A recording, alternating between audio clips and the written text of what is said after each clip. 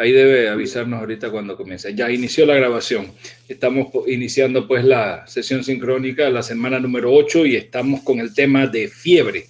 A ver, dudas, comentarios, cualquier interrogante o experiencias que quieran comentar acerca de los dos temas, porque tenemos el de la semana pasada y el de esta semana, el de conceptos generales de la fiebre y la evaluación de los niños con fiebre, la primera parte. ¿Alguna duda que tengan, algo que quieran comentar, algo que quieran explicar, alguna experiencia que tengan al respecto y que quieran compartir? Los micrófonos son de ustedes.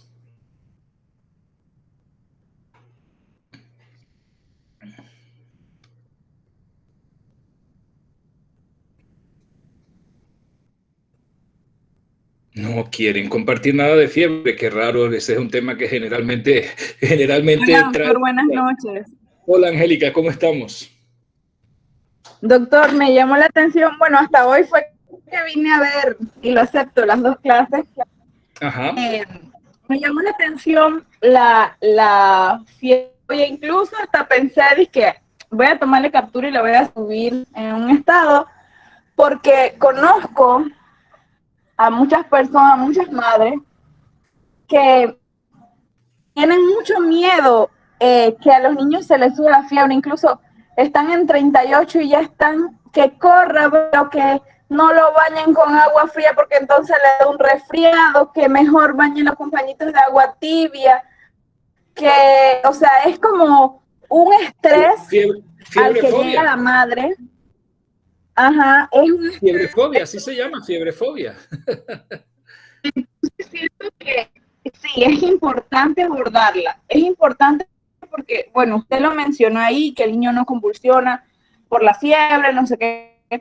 Considero que sí se le debe hablar a los padres de que pues debe tener cuidado con el niño, que si está presentando síntomas de resfriado, una gripe común, pues tratar de no sé, o sea, no automedicarlo, sino que llevarlo a tiempo a un médico, que pues tener los medicamentos en casa es muy importante, tener el paracetamol que usted decía, los antipiréticos, en casa tenerlos por X, en muchas, no solamente porque eso es muy difícil que pase, o bueno, no sé, pero en las ciudades es muy difícil que pase. Yo siento que eso pasa más en las comarcas y así, que él tiene centros de atención lejanos, no, entonces va ligado a las costumbres, que piensan que si le dio una fiebre al niño es porque le hicieron un mal, una cosa Ajá. así, entonces va como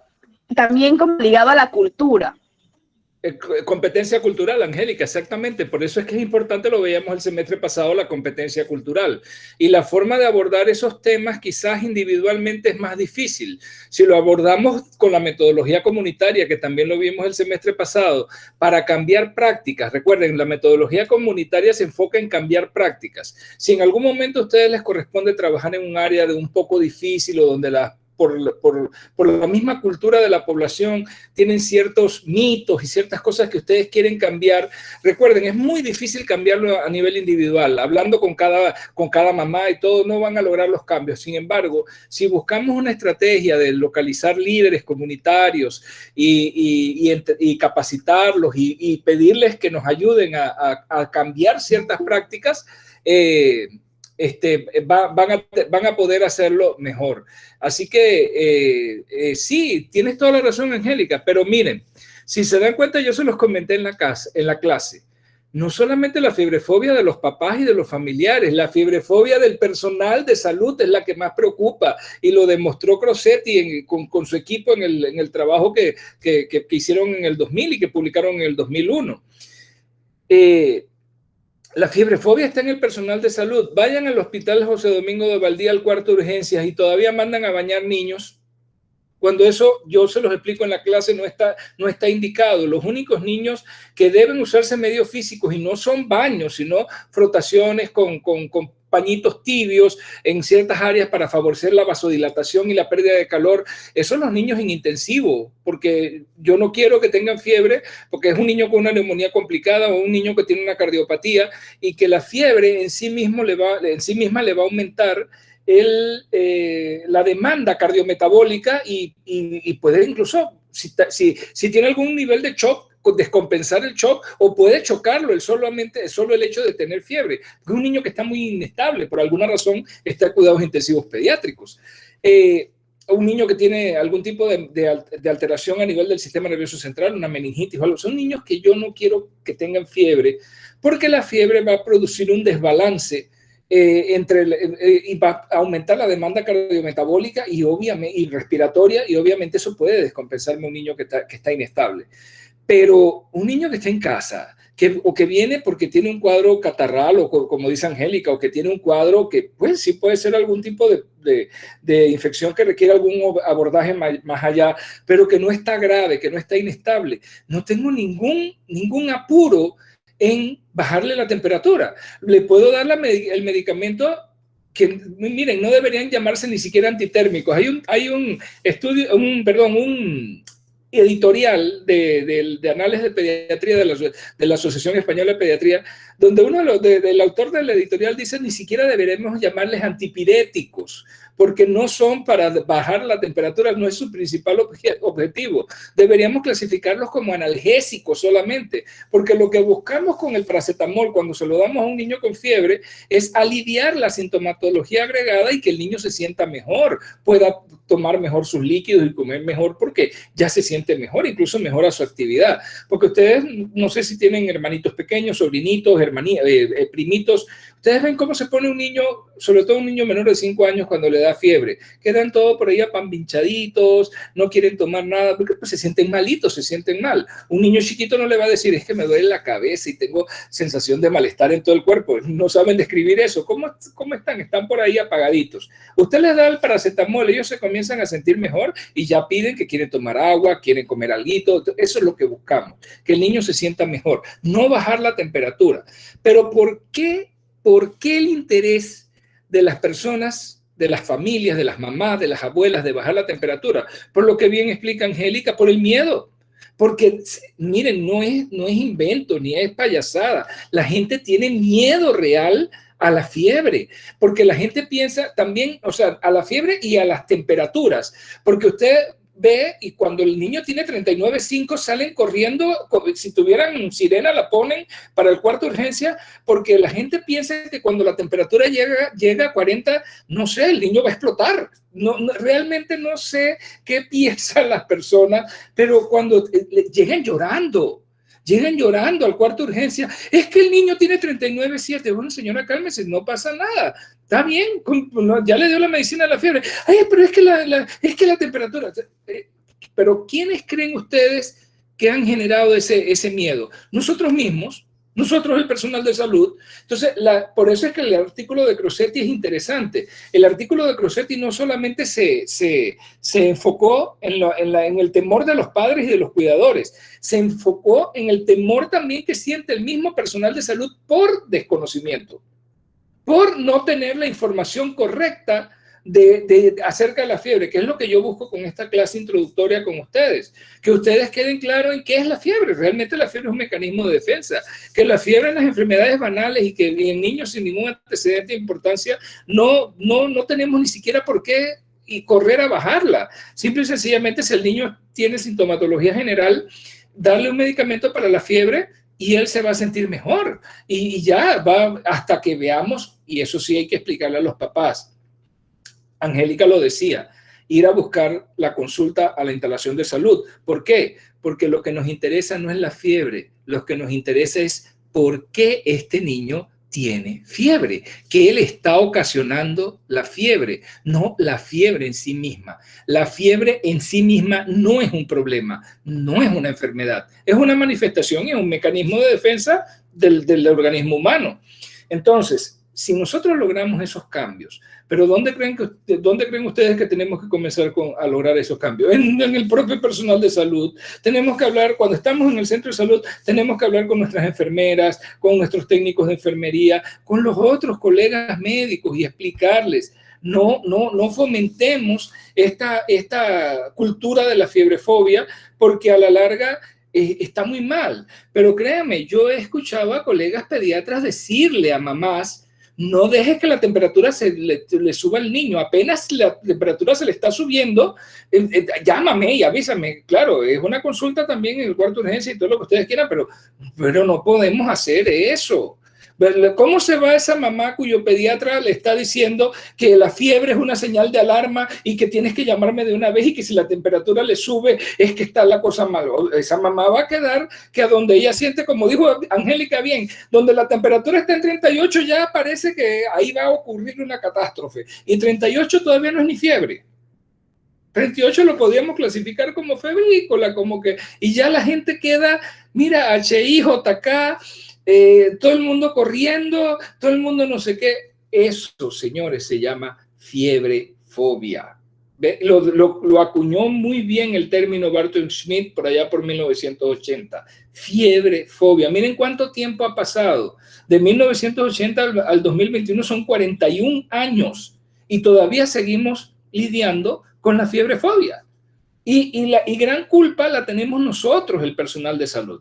Nosotros, como dicen los españoles, los sanitarios, porque ellos, en vez de decir personal de salud o recursos humanos de salud, ellos llaman a todos los que trabajan en el sector salud, le llaman los sanitarios. Eso acá, cuando uno habla de sanitario, es como el baño, ¿no? Entonces, pero nosotros, el personal de salud, tenemos mucha responsabilidad en manejar esta situación. ¿Y cómo se maneja? Entregando información confiable, conversando. Y ya les digo, para temas tan sensibles como este y donde uno necesita ampliar esa información y difundirla ampliamente, es mejor hacerlo con metodología comunitaria, con estrategia comunitaria, trabajar con las organizaciones de base de la comunidad, llevar esta información y tratar de cambiar esas prácticas. Pero los primeros que tenemos que cambiar somos nosotros mismos.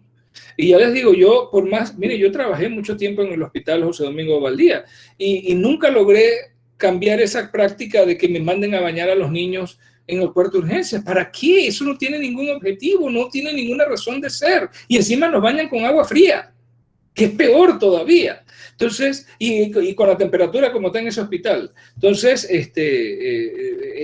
vale la pena que reflexionen sobre eso, que estudien bien ese tema. Miren, una clase corta realmente tiene ahí, pero les explica bien por qué no tenemos que tener miedo a la fiebre.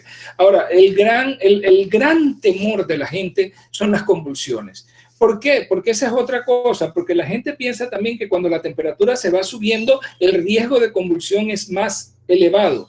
Falso. El riesgo, como yo les digo en la presentación, no hay fiebres que hagan convulsionar niños.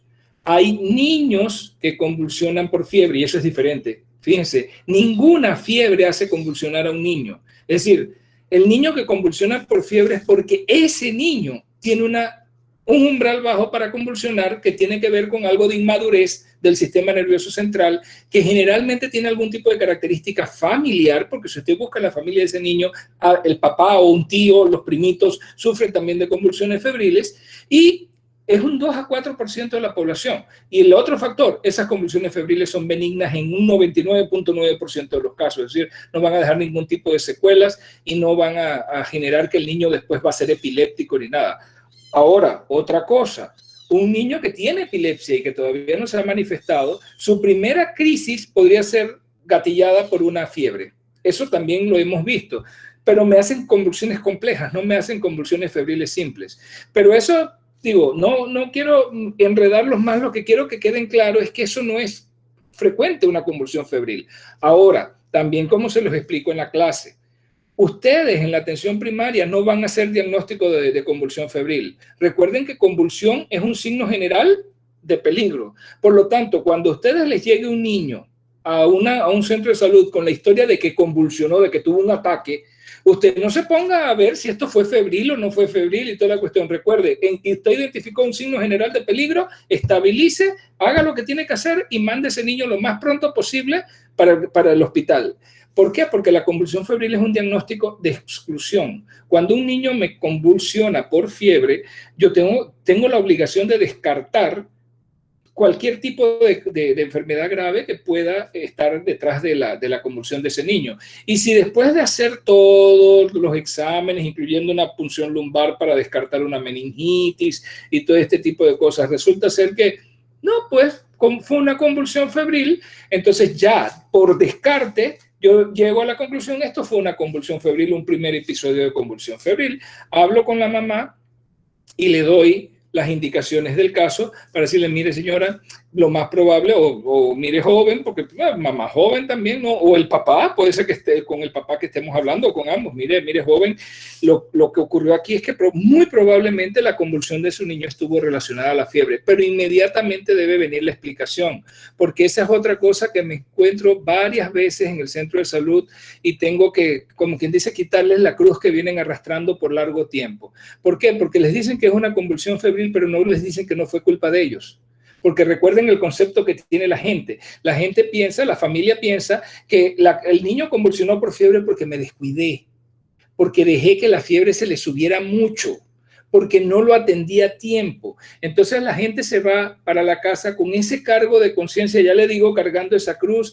Mi niño, mi niña convulsionó porque yo me descuidé, porque no lo vi a tiempo, que no sé qué. Y muchas veces cuando le están contando a uno eso en el consultorio, lloran, se les salen las lágrimas, mamás y papás, a ambos, porque andan con esa culpa de que pobrecito mi niño convulsionó y todo. Entonces ahí tengo yo que abandonar todo lo otro que llevamos en la consulta y ponerme a dar el speech. Primero, la convulsión febril no es nada grave, es algo leve, es algo benigno, es autolimitado, eso no va a dejar secuelas, número uno. Número dos, no fue culpa suya.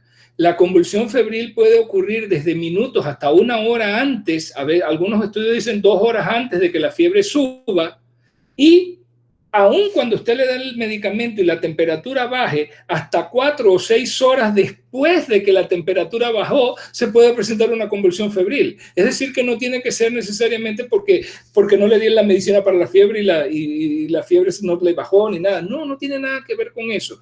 También creo que les comentaba ahí en la videoclase que a veces hay niños que me hacen la primera convulsión a los 3 años, digamos. Pero cuando usted estudia la historia de ese niño antes, al año y medio, por allá tuvo un cuadro infeccioso, de repente una faringitis vesicular por enterovirus, que hacen fiebres altas y todo, y ese niño llegó a tener temperatura de 39,5 hasta 40 y no convulsionó. Y ahora a los 3 años, por un catarrito cualquiera que le subió la temperatura a 38,7, convulsionó. Entonces no tiene que ver el nivel de temperatura tampoco. Eso es bien importante explicárselo a los papás. El niño que va a tener una convulsión febril es imposible predecirlo. Nadie sabe que fue porque se le subió la temperatura, porque no le dieron la medicina. No, es simple y sencillamente una característica del niño.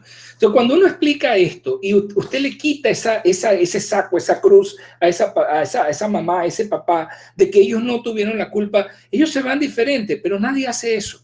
Nadie se toma el tiempo de explicarles esto. No es. ¿Y qué creen ustedes? ¿A qué lleva eso más? A más fiebrefobia, porque entonces esa mamá, esa muchacha con su bebé, le dice a las hermanas, ay, no dejes que a tu niño se le suba la fiebre porque mira lo que le pasó al mío, y lloran, ay, porque yo me descuidé y que no sé qué. No es eso, no pasó nada. Usted no tuvo la culpa, nadie tuvo la culpa. Y eso es algo que al niño... Miren, la mayoría, más del 75% de los niños que tienen un episodio de convulsión febril van a tener ese episodio de convulsión febril y no van a tener ninguno más. Hay un 15% que tiene, entre el 15 a 25% que hacen 2. ¿Ve? Ya los que, y todavía lo consideramos convulsión febril benigna sin problema. Ya los que hacen un tercer episodio de convulsión febril, ya los pediatras nos ponemos quisquillosos y le pedimos consulta a neurología pediátrica y todo. ¿Por qué? Por lo que les decía al principio. ¿Y qué tal que realmente no es que el niño está haciendo convulsiones febriles, sino que tiene una epilepsia que no se ha manifestado bien todavía y que simple y sencillamente la fiebre es un gatillo que lo hace convulsionar? Entonces ahí sí Dependiendo pues de la conversación que tengamos con el neurólogo, de la evaluación que haga el neurólogo o la neuróloga puede venir y mandar algunos exámenes, incluso mandar un electroencefalograma para ver si detecta actividad anormal, pero ya esas son cuestiones, como les decía, especializadas. La gran mayoría de los niños van a convulsionar una vez por fiebre y no van a convulsionar más, y eso no les deja ningún tipo de secuelas, son benignas. Entonces eso tienen que tenerlo claro para que puedan orientar bien a sus pacientes, a sus familias cuando vean niños en la atención primaria. Creo que alguien hizo un comentario acá en el chat. Erika dice que además, doctor, empiezan a dar medicamentos como precaución sin que el niño tenga fiebre. Exacto, tal cosa no existe, Erika, y la gente lo hace. Dice, le dicen a usted, vienen a la consulta y dicen, yo le di acetaminofén por si acaso. ¿Cómo que acetaminofén por si acaso? Esa indicación yo no la conozco. Doctor, porque se mojó con lluvia y voy a darle acetaminofén para evitar que le dé fiebre. Exacto, Erika, así mismo. Por eso les digo, acetaminofén profiláctico. Eso no existe, no hay tal cosa. Pero ¿por qué hace la gente eso, Erika? Por miedo. Por miedo, simple y sencillamente tienen miedo. Entonces, tenemos que quitarle a la población ese miedo. Hay que quitarle a los papás, a las mamás, a los abuelos, y eso nos va a tomar tiempo y educación, pero como les decía también, tenemos que comenzar esa educación con el mismo personal de salud, con todos los colegas y todo el personal que trabaja en el centro de salud para eliminar ese temor injustificado, totalmente irracional a la fiebre. No hay por qué temerle a la fiebre. Entonces, comenzando por ahí, con esa comprensión básica, tenemos que comenzar a entender la fiebre. Ahora, como si ustedes se dan cuenta, ya vieron en la segunda clase, lo que nos interesa es saber por qué el niño tiene fiebre. Veo una manito levantada. ¿Quién levantó la mano? ¿Quién quiere participar? Buenas noches, doctor. Soy yo, Siham. Hola, Siham. Sí, hola, Siham. Ajá. Otra cosa que he escuchado mucho es que empiezan a arropar a ese niño para que le sude la fiebre. Exacto. Lo hacen mucho. Yo creo que no es correcto tampoco. Creo que es al revés, ¿no? Deberían ponerle ropa ligerita. Totalmente de acuerdo, Siham. Una ropa fresca que le permita al niño ventilarse bien. ¿Por qué lo hacen al principio? Por el mecanismo fisiológico, o más bien en este caso no sé si decirle fisiológico o fisiopatológico, que ocurre con la fiebre. Recuerden que yo les decía cómo trabaja el centro regulador. Cuando la temperatura del set point sube y la diferencia con la temperatura corporal es muy baja, muy alta, muy ancha, genera frío y escalofríos, porque por ejemplo, fíjense, y sobre todo con estas enfermedades que producen fiebres muy altas como el enterovirus, las enfermedades bacterianas, con los abscesos y todo, que producen fiebres hécticas, fiebres en aguja muy alta. Imagínense que el niño está con 37 y el set point de repente se me va a 39,5. La diferencia son 2,5 grados. Eso es frío. O sea, el hipotálamo no sabe cuál es el número. Simple y sencillamente se da cuenta que la temperatura corporal está a 2,5 grados por debajo de lo que marca el set point, y se activan los mecanismos de generación de calor y se activan todos porque hay que generar mucho calor. Son 2,5 grados. Entonces, esa es la sensación de frío que uno a veces siente cuando está iniciando la fiebre. Se los explico en malaria, los escalofríos intensos que dan antes de que venga el cuadro febril. Eso es por ese mecanismo. Entonces la gente piensa que en ese momento, para arropar al niño, va a hacer que él, entre comillas, sude más rápido y se le quite la fiebre más rápido. Lo que puede hacer es que va a guardar más calor y se le va a subir la temperatura más. Entonces hay que tener cuidado. Miren, la fiebre es un aumento regulado, es un aumento, no es un aumento sin regulación, es un aumento controlado de la temperatura. Llega hasta el nivel en donde está el set point y de ahí no sigue subiendo. Sin embargo, si yo arropo a ese niño, la temperatura puede seguir subiendo, pero por golpe de calor, entonces, y ahí sí la temperatura sube sin control. Entonces, ojo, no promuevan eso. Incluso den consejos en contra de eso. Díganle a la mamá que mantengan al niño con una ropita fresca, que en un área ventilada, claro, no le pongan el aire acondicionado porque él no va a aguantar el frío en ese momento, imagínense. En un área bien ventilada hasta que le haga efecto el medicamento para la fiebre y el niño se comienza a sentir mejor. Recuerden siempre insistirle a la mamá que el medicamento es para que el niño se sienta mejor, no es para enfriarlo. Porque ese es el otro problema. Lo quieren enfriar a punta de acetaminofén y eso no es lo que buscamos. Keren, quería hacer una pregunta también. Creo que levantó la mano, Keren. Sí, doctor, buenas noches. Era con respecto a las infecciones urinarias que usted mencionaba que en los niños, digamos, hasta un 40% quedan con secuelas a corto plazo y otro 5% secuelas crónicas. A largo plazo, sí, 5%. Mi pregunta era, digamos, en ese 5% de los niños que al estar pequeños tenían infecciones urinarias, de adultos, ¿ellos requieren algún seguimiento con urología para tener algún problema, tal vez, que haya quedado? Nefrología. Con nefrología, sí, disculpe. Nefrología. Sí, no solamente de adultos, muchas veces lo comienzan desde niños, porque comienzan a tener problemas con proteinuria, con alteración de la función renal, y esos niños comienzan a tener que ser vistos y seguidos por nefrología desde pequeños. Los que van a urología son los que tienen infecciones de vías urinarias a repetición, pero por anomalías anatómicas en el árbol genitourinario. Por ejemplo, un niño que tenga reflujo vesicoureteral con algún grado de hidronefrosis, ese niño va a estar, o niña, va a estar haciendo infecciones urinarias a repetición y puede afectar el riñón, pero ahí la causa no es infecciosa propiamente, o sea, hace infecciones, pero la causa de base es un problema anatómico que probablemente lo puede intervenir urología incluso en la fase temprana, en la fase de la niñez. Pero el otro que me hace una infección y que queda con problemas renales, ese es para nefrología. Ajá, pero en ese caso, esos niños en su adolescencia y su adultez deberían tener un seguimiento con nefrología. Dependiendo del grado de afectación de la función renal, claro que sí.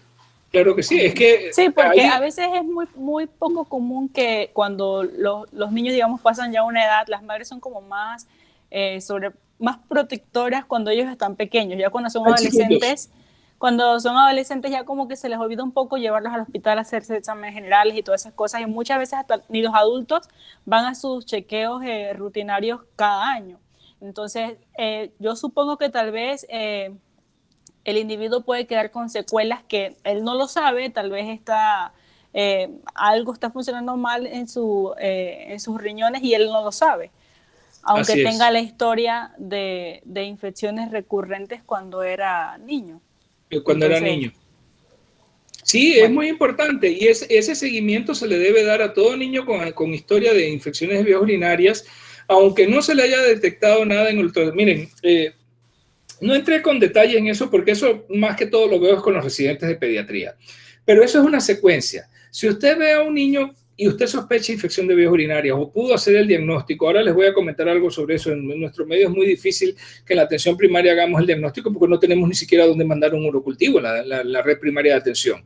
Pero digamos que usted sospecha o se comprobó una infección de vías urinarias, ese niño, con un solo episodio diagnosticado, ese niño se merece un seguimiento que incluye hacerle un ultrasonido renal y de vías urinarias para ver si detectamos algo anatómico, si hay algún tipo de hidronefrosis o algo, pensando en algo anatómico, y hay que hacerles, lo dice en la clase, urocultivos de control, por lo menos durante un año y medio, porque el riesgo de que ese niño me vuelva a hacer otro cuadro de infección de vías urinarias es más alto que el que tiene la población general. Por lo tanto, hay que darle un seguimiento, aún con un primer caso nada más de infección de vías urinarias. Pero eso casi siempre lo hace el pediatra. ¿Qué hacemos nosotros? Ok, tengo este niño o esta niña, me hizo un cuadro de infección de vías urinarias, la traté, le mandé el ultrasonido, le mandé los urocultivos de control. El ultrasonido no me marcó nada, no me indicó nada el ultrasonido, pero yo seguí con los urocultivos de control.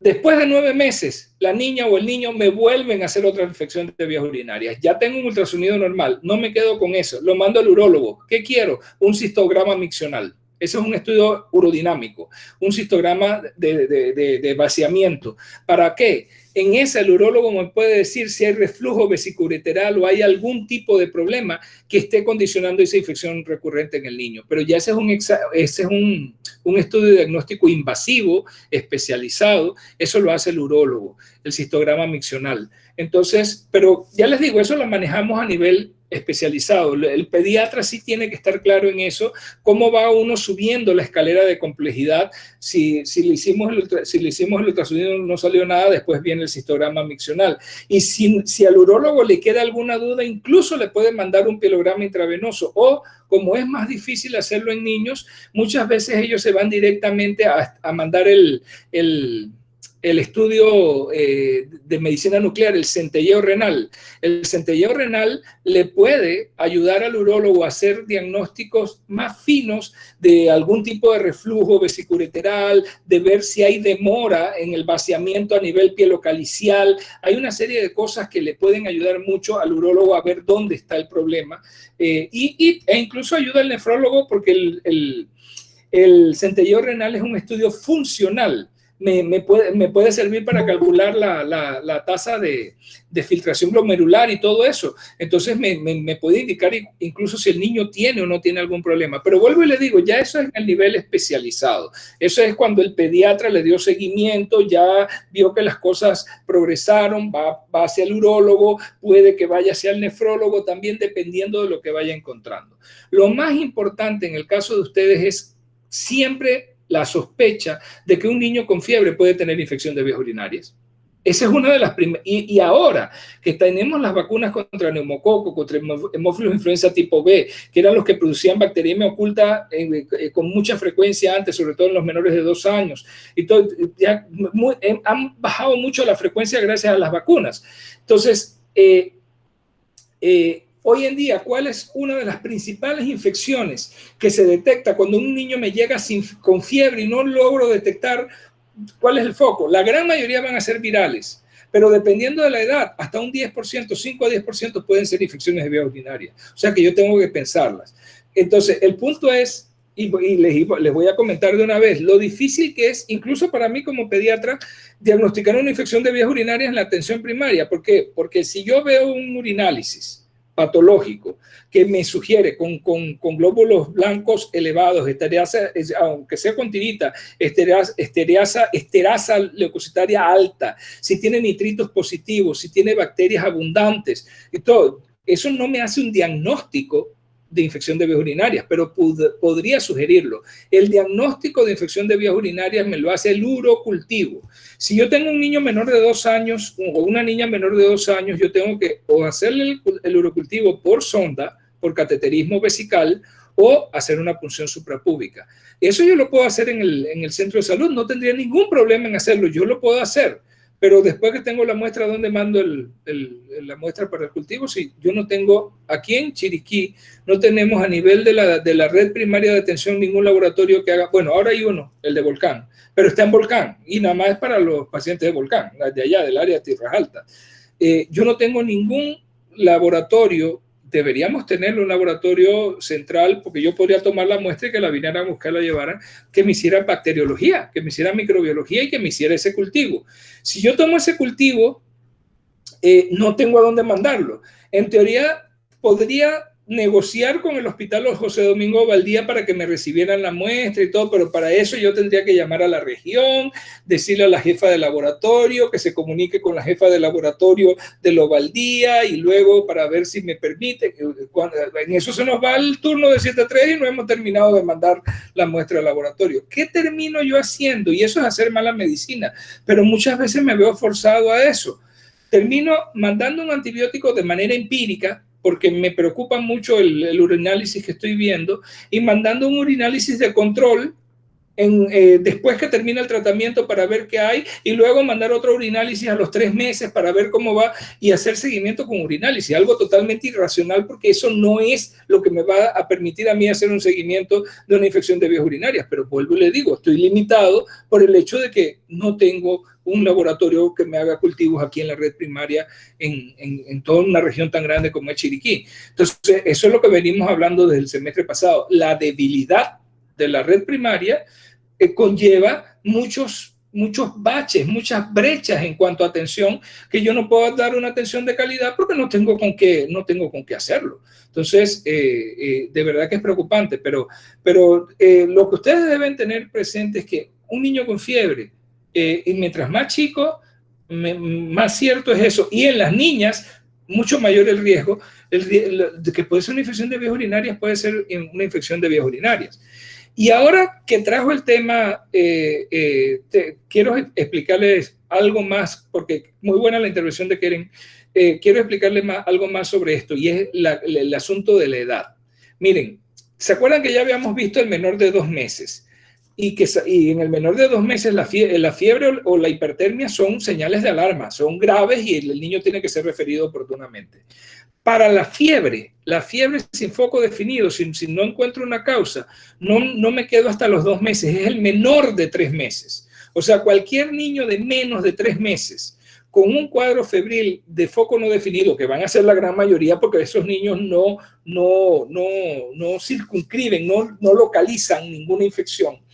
Yo ese niño lo tengo que mandar para el hospital porque hay que hacerle todo un estudio diagnóstico. Allá a nivel de los especialistas, a nivel pediátrico, de pediatras, siempre hay la controversia, y eso se da incluso en los congresos internacionales y todo. ¿Le hago punción lumbar o no le hago punción lumbar de salida? Hay algunos que dividen ese periodo en 2. El menor de 1 mes, que es el verdadero recién nacido, y el que tiene entre 1 y 3 meses, que es un poquito más grandecito. Al menor de 1 mes se le hace siempre el protocolo completo, es decir, urinálisis, urocultivo, coprocultivo, hemocultivo, punción lumbar con cultivo de líquido cefalorraquídeo para tratar de detectar cualquier tipo de infección que haya. En el de 1 mes a menor de 3 meses, en ese otro rango, puede uno evaluar de acuerdo a la clínica, pero ya le digo, esto lo hace un pediatra en un cuarto de urgencias o en una sala de un hospital, donde pues uno puede tomar la decisión, ¿se la hago o no se la hago? Y hay varias escalas que le permiten a uno tomar decisiones con respecto a esos niños menores de 3 meses. El mensaje para ustedes: cualquier niño menor de 3 meses con fiebre, ese niño hay que mandarlo para el hospital, no se pueden quedar con él porque en la atención primaria no vamos a poder dilucidar qué es realmente lo que pasa con ese niño. Los residentes de pediatría tienen ahí que entonces, ahí sí, estudiar más ese niño y el pediatra, porque entonces ahí sí tenemos que buscar factores de riesgo y hay otra serie de cosas que nosotros hacemos ya a nivel especializado. Para el médico de atención primaria lo importante es lo detecté, lo mandé. Pero viene entonces el otro grupo, el niño entre 3 meses ya, 3 meses cumplido y menor de 6 meses. O sea, todavía no ha cumplido los 6 meses. Es el otro grupo problema. Todavía ahí el riesgo de infecciones graves sigue siendo importante. Aunque menos que en el menor de 3 meses, pero sigue siendo importante. Así, y todavía la clínica no le permite a uno definir muy bien qué hacer. ¿Qué dicen las guías internacionales en el manejo del niño de 3 a 5 meses con fiebre, de 3 a menor de 6 meses con fiebre y no hay un foco determinado? La mayoría de las guías están de acuerdo en que ese niño por lo menos debe tener una biometría hemática completa, un urinálisis, que preferiblemente debiera tomarse simultáneamente el urinálisis y el urocultivo, y como es un niño, es un bebé, estamos hablando de un bebé, todavía debería ser por cateterismo o punción suprapúbica, y además una proteína C reactiva. Y las decisiones se van a tomar de acuerdo a los resultados de esos exámenes. Entonces, ¿a dónde voy con esto? Si igual a ustedes les llega un niño menor de 6 meses con fiebre, sin foco definido, a un centro de salud, aun cuando el niño se vea bien, volvemos entonces a la pregunta de Keren: ¿y cómo sé si no es una infección de vías urinarias? Si no puedo determinarla ahí, ni siquiera muchas veces voy a poder hacer un urinálisis en el centro de salud así de urgencia para ver el resultado y todo. Miren, me pasó recientemente, lo tuve que hacer. Examiné al niño y todo y lo mandé para el hospital porque yo estoy seguro de lo que tengo que hacer. ¿Qué tendría yo que hacer con ese niño? Tomarle una biometría hemática, un VH completo para ver el conteo de blancos, tomar un urinálisis, un urocultivo y una proteína C reactiva. Eso no lo puedo hacer en el primer nivel de atención, no lo puedo hacer en el centro de salud. Por lo tanto, ¿qué tengo que hacer? Mandar a ese niño al hospital. Ya en el niño de 6 meses en adelante, ya la cosa cambia. En estos días me llegó una niña de 8 meses con fiebre, pero buen estado general, la examiné muy bien, descarté cualquier señal de alarma, a esa le di las recomendaciones a la mamá y la mandé para la casa solamente con acetaminofén. A mí me parecía que eso se trataba de algo viral. Por todo el examen que hice, descarté cualquier otra cosa. No, la niña no tenía ninguna señal de riesgo de las que hemos discutido, tan discutidas ahí en la clase. Por lo tanto, la mandé para la casa y le dije a la mamá, le expliqué las señales de alarma y le dije, si es necesario, me la trae de nuevo mañana o pasado mañana. Pero si no, si usted ve que la niña va bien, la señora no regresó, ya le toca control pronto. Cuando venga el control, la voy a ver para ver cómo le fue aquella vez. Probablemente algún virus inespecífico. Ahí el comportamiento es diferente. Entonces el mensaje para ustedes es ese. Niño de 1 a 3 meses, de 0 a 3 meses, a menor de 3 meses, todavía no ha cumplido los 3 meses, con fiebre, es una señal de alarma. Ese niño va para el hospital. Niño de 3 a 6 meses, menor de 6 meses, con fiebre, y no puede usted determinar cuál es el origen de esa fiebre, ese niño también tiene que ir para el hospital. Hay que hacerle urinálisis, urocultivo, VH y proteína C reactiva, y eso solamente en nuestro medio se puede hacer en el hospital. Por eso, yo pienso, viéndolo desde el punto de vista de sistema de salud, que nosotros aquí en la provincia deberíamos tener por lo menos 1 o 2 laboratorios con capacidad de hacer todas estas cosas. No es que necesitemos tenerlo en todos los centros de salud, pero donde yo pueda llamar y decir, tengo un niño aquí que necesito hacerle esto, esto y esto, y yo le tome la muestra y alguien venga y la busque, y no necesariamente tienen que mandarme el resultado físicamente. Con que me lo manden al celular, ya yo con eso tomo decisión. Yo sé cómo salió el VH, cómo salió la proteína C reactiva, yo tomo decisión con eso.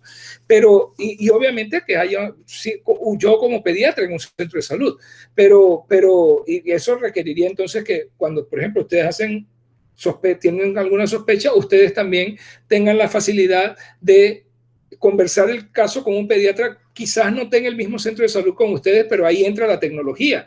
Miren, la pandemia casi que ha obligado, y aunque aquí no hemos avanzado, pero nos está obligando a avanzar. ¿Por qué tiene que estar el pediatra en el centro de salud si de repente usted puede consultar con el pediatra a través de teleconsulta? Es decir, usted tiene al niño en el centro de salud, le tomó las muestras, las mandó, y luego cuando le vienen los resultados usted llama o chatea con el pediatra. Él tiene que haber algún sistema que sea institucional, y usted todos los días puede haber un pediatra de turno, podríamos decir que es el que ve las consultas, o 2 pediatras que ven las consultas de los médicos generales de la red, y usted le dice, doctor o doctora, mire, tengo este caso, lo vi aquí, le hice los exámenes, me llegó esto y esto, aquí están los resultados y todo. ¿Qué hago, doctora? Entonces, el pediatra o la pediatra le va a apoyar a usted en la toma de decisiones y decirle, no, este niño lo puedes mandar para la casa, mira, hazle esto y lo otro, darle las recomendaciones a la mamá y míralo mañana para ver qué tal está. O decirle, este niño mándalo al hospital porque este niño hay que hacerle más estudios. O sea, lo puede guiar el pediatra para que usted tome una decisión más correcta. Pero fíjense lo lejos que estamos de eso. No podemos ni hacer laboratorios. Por lo tanto, ¿qué va a tener usted que hacer con el niño? Si la situación sigue como está ahora mismo, mandarlo para el hospital.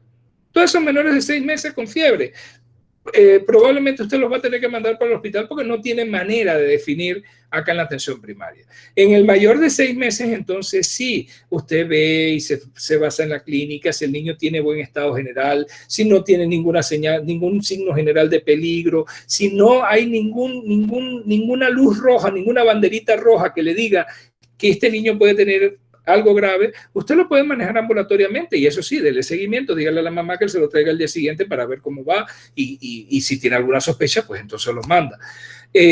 Pero no es fácil, es complejo, pero si se dan cuenta, volvemos y insistimos, no es la fiebre en sí misma la que representa el problema. Lo que nos da un problema es, ¿por qué tiene fiebre este niño? ¿Qué le está ocasionando la fiebre?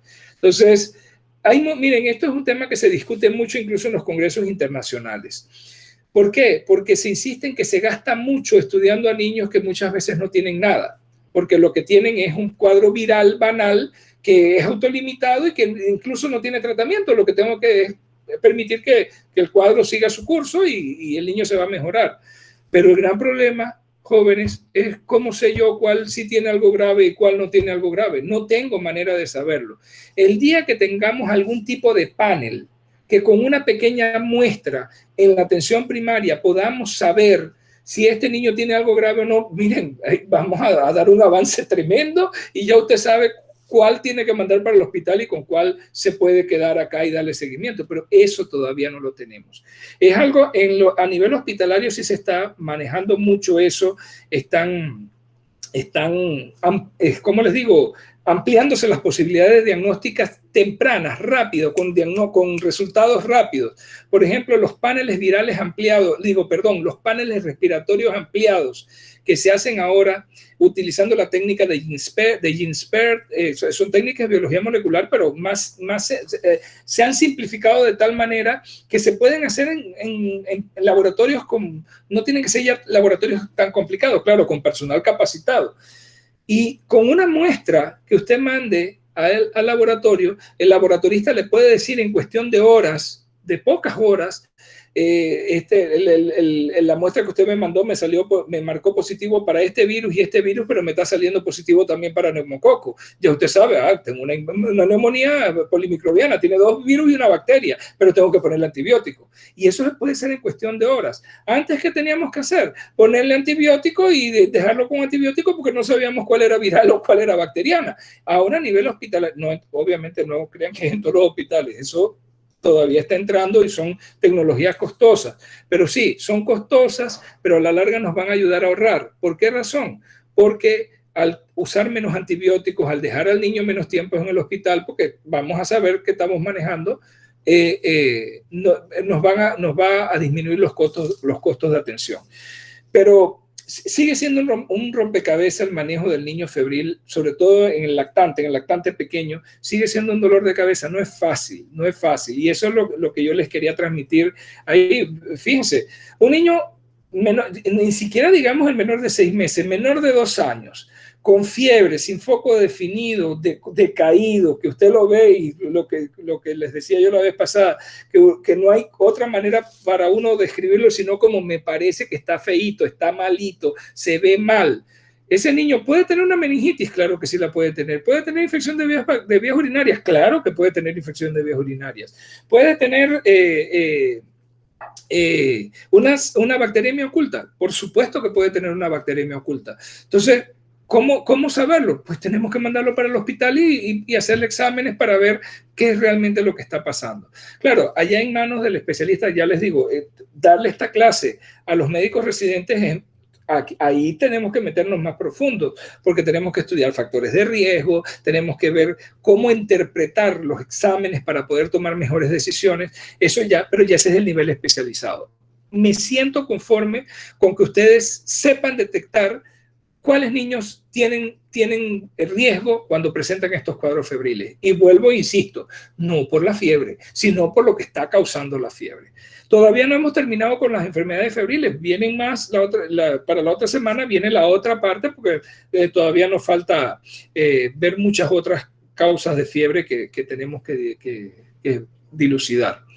Pero es bien interesante. Es bien interesante y es algo que ustedes van a ver con mucha frecuencia, porque como les decía al principio de la clase, la fiebre es uno de los principales motivos de consulta a nivel de los centros de salud, de los cuartos de urgencia, de los consultorios. ¿Alguna otra pregunta o comentario? Sí, doctor, una pregunta. Un niño que acude por fiebre a cuarto de urgencias, ¿se le puede dar salida aún teniendo fiebre? Sí, porque usted, por ejemplo, vamos en el mismo caso que usted me dice. Tengo un niño de 5 meses que llegó con fiebre al cuarto de urgencia o me lo refirieron del centro de salud porque estaba febril sin foco definido. Le hago el urinálisis, le hago el VH y le hago la proteína C reactiva. Me viene una proteína C reactiva con un valor bajito, 1.5. Me viene un VH con 9.000 blancos, con un diferencial normal. Y me viene un urinálisis normal ¿qué es lo más probable que tenga ese niño? Un cuadro viral. Y por el cuadro viral no lo voy a dejar hospitalizado. Recuerden, usted no está evaluando la fiebre. Usted está evaluando las causas de la fiebre. Si usted está descartando, un niño con un pH normal es muy poco probable que tenga una bacteriemia oculta. Un niño con urinálisis normal es prácticamente imposible que tenga una infección de vías urinarias.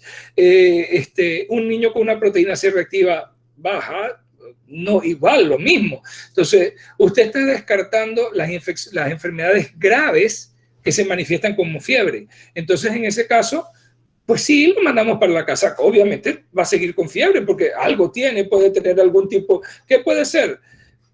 Muy frecuente en los lactantes, herpes virus 6, esa es la famosa exantema súbito. 3 a 4 días, generalmente son 3 días de fiebres altas, pero cuando le digo fiebres altas, 39,8, 40 grados centígrados, 40,5 grados centígrados. Y el niño muy decaidito. Al tercer día, después de 3 días, la fiebre cae por crisis, así, rapidito, el niño deja de estar febril y se brota. Eso se llama exantema súbito, algunos le llaman la sexta enfermedad. Antes, cuando yo estudiaba medicina por allá, por los años 80 del siglo pasado, decíamos que era de causa desconocida. Ya para finales de los 90 se descubrió que es herpes virus 6, es un herpes virus el causante, que produce ese cuadro febril bien marcado y luego cuando el niño se le quita la fiebre, se brota. Ese es el herpes virus 6. El nombre de la enfermedad exantema súbito, o como les digo, en algunos libros clásicos le llamaban la sexta enfermedad. Acá a nivel popular, tradicional, podría ser el niño ojeado, el niño de mal de ojo. Fiebre alta, lo llevaban al curandero. ¿Y cuántos antiguos son para el mal de ojo? 3. O sea que el primer día le da el primero, el segundo día le da el segundo, el tercer día le da el tercero, el cuarto día ya no tiene fiebre, lo curó. ¿Ve? Además del santigüe, había que buscar la camisa sudada del padrino, no me acuerdo qué otras cosas. De la persona que elogió. También, exactamente, toda esa serie de cuestiones, pero muchos dicen, ok, muchos de los ojeados, realmente lo que podríamos estar viendo es un exantema súbito, o sea, una infección por el herpes virus 6. Hay muchas infecciones virales que cursan con fiebre y que el niño, a pesar de que su sistema inmunológico es inmaduro, pero sobre todo los niños que toman lactancia materna, que tienen unas defensas más robustas por tomar lactancia materna, muchas veces esos niños logran contrarrestar rápido el cuadro viral. Entonces el niño tuvo 1 o 2 días con fiebre, a veces hasta un tercer día, pero nunca tuvo ninguna manifestación y la fiebre se le quitó y no pasó nada.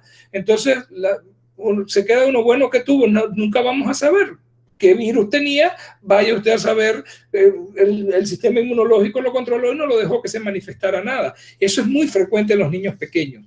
Pero ya les digo, uno no puede suponer así al ojo nada más, esto es un cuadro viral, sobre todo en los menores de 6 meses. Uno necesita tener la certeza de que ya descarté lo principal. Y entonces en estos casos como el que usted describe, Biodelis, yo lo mandaría al hospital, le mando las pruebas, ¿no? Le mando los exámenes. Y una vez tengamos los exámenes, yo sí puedo definir, y casi siempre se lo va a hacer el especialista, el pediatra. No, hombre, este niño es de bajo riesgo, lo voy a mandar para la casa y vamos a que vaya al centro de salud para que le den seguimiento. Pero siempre y cuando tengamos esos resultados de esos laboratorios que nos descarten cualquier tipo de enfermedad grave. Ahora, ¿qué tan frecuente? O sea, de todos estos niños que se presentan con cuadros febriles, ¿qué tan frecuente es que tengan algo grave? Muy, muy poco frecuente. Si acaso digamos que entre el 5 al 10%. El otro 90% no va a tener nada grave, pero el gran problema, vuelvo y les insisto, es cómo saber, cómo diferenciar el que tiene algo grave del que no tiene algo grave si clínicamente no lo puedo diferenciar. Ni modo, hay que mandarlos al hospital y hay que hacer exámenes. No tenemos otra respuesta en este momento. Eso depende de la capacidad diagnóstica que tengamos y de lo que conozcamos de estos niños. Entonces, el problema del niño pequeño es lo que les digo. El niño pequeño puede reaccionar tener un cuadro muy similar con un exantema súbito que con una infección de vías urinarias complicada, que en los niños menores de 6 meses, menores de 1 año, las infecciones urinarias son sepsis urinaria. Eso es una sepsis, no es cualquier infección. Entonces, ¿cómo saber si es un exantema súbito lo que está desarrollando este niño o una infección de vías urinarias? No tengo clínicamente algo que me permita definirlo. Ni modo, tengo que depender de laboratorios y en la medida en que tengamos un nivel primario que no pueda resolverme esas cosas, pues entonces me limita mucho la capacidad diagnóstica que tenga ahí. Entonces es interesante, pero al mismo tiempo es complejo. Eso lo tienen que tener claro. Cuando tienen alguna duda, al niño tienen que referirlo.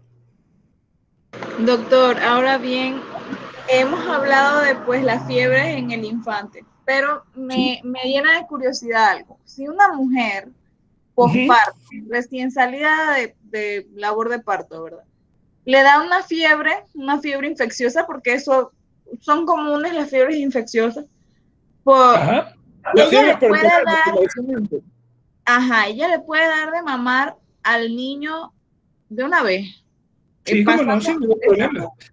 Estando con la fiebre. Y eso no le va a dar ningún problema al niño.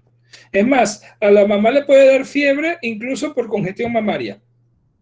A la mamá, sobre todo a las primigestas, puede darle fiebre por congestión mamaria cuando se produce la bajada de la leche, que no es inmediatamente, no es el día inmediatamente después del parto, ni el día 1 ni el día 2. Eso en las primigestas generalmente suele ser al 4º o 5º día, cuando realmente se comienzan a congestionar. Los primeros días lo que producen es calostro nada más, y comienzan a congestionarse. Entonces a veces el niño todavía no ha desarrollado, la capacidad gástrica es limitada, maman poquito y algunos son dormilones y todo. Entonces la mamá se comienza a congestionar y esa congestión puede producir fiebre, y eso no es ninguna contraindicación para dar de mamar. Todo lo contrario, más tiene que mamar el niño para que ella se le vayan descongestionando esas mamas. No va a ser que haga una mastitis, pero sí no hay ninguna contraindicación para dar de mamar cuando hay fiebre, Angélica. La contraindicación sería si hay un absceso mamario por una mastitis que hace un absceso y que drena a los conductos galactóforos. Ahí sí no podría mamar de ese lado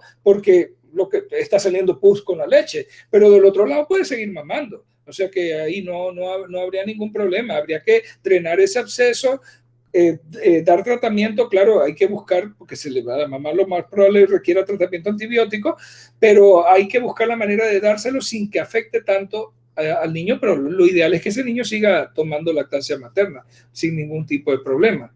Así que sí, eso no es contraindicación. Y ahora que lo dice, si ella está tomando antibióticos, entonces el niño puede seguir mamando, porque mire, yo se lo pregunto porque en las vacas, cuando las vacas tienen mastitis, yo sé que eso les da, y las inyectan, no se le deja que el ternero se le pegue. Pero no es tanto por el antibiótico, sino por la misma mastitis. No se le deja pegar al ternero hasta que no se alivie la mastitis. Es eso. Es básicamente eso. Pero es que ahí el ternero usted no le puede decir mama de una teta y de la otra no. Acá en el ser humano sí, porque la mujer tiene 2 tetas. Una puede estar afectada y la otra no. Entonces, eso depende. Y la elección del antibiótico debe ser una conversación, una coordinación entre el obstetra y el pediatra, de tal manera de buscar un antibiótico que afecte lo menos al recién nacido. Y se pueden hacer, dependiendo del antibiótico que se escoja, se pueden hacer ciertas medidas. Por ejemplo, que mamá le dé pecho al niño y luego se tome el antibiótico, para que cuando los niveles del antibiótico estén más altos, ella en ese momento no le está dando pecho al niño. Cuando le vuelve a tocar pecho al niño, ya el nivel de antibiótico bajó, o sea que la cantidad de antibiótico que le va a pasar por leche materna al niño va a ser relativamente poca. Pero esas son coordinaciones que tienen que hacerse entre el obstetra y el pediatra para no suspender la lactancia materna. Lastimosamente, muchas veces cuando se dan estos casos, el obstetra toma la decisión de mandar un antibiótico y le dice a la mamá no le dé más teta al niño. Y luego cuando el niño llega acá con la consulta del pediatra, está tomando fórmula y uno dice, ¿por qué? No es que me dijeron que me iban a dar antibiótico y que no le diera más teta al niño. Imagínense todo el problema que eso trae, ¿no? Así que sí, hay que tener mucho cuidado con eso, y eso debe ser coordinado. Eso debe ser un planteamiento interdisciplinario entre el pediatra y el ginecobstetra para ver qué manejo se le va a dar a esta mamá y no interferir la lactancia materna o interferirla lo menos posible. Gracias, doctor. Doctor, otra pregunta. Diga, Biodelis.